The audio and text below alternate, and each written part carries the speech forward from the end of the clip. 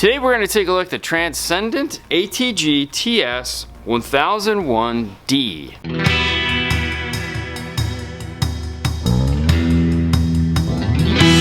This is a Class D monoblock that measures 12 by 7 1/4 by 2 1/8.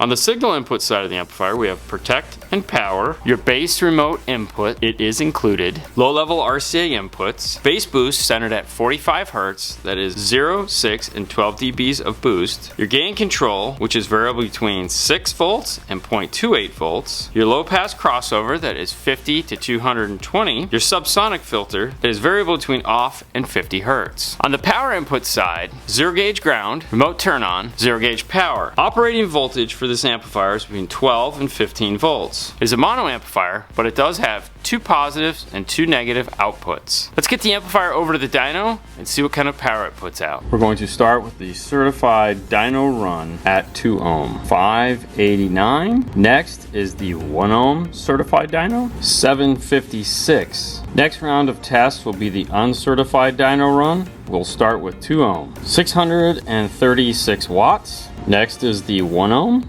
792 watts. Dynamic power run at 2 ohms is next, 675 watts. 1 ohm, 991 watts.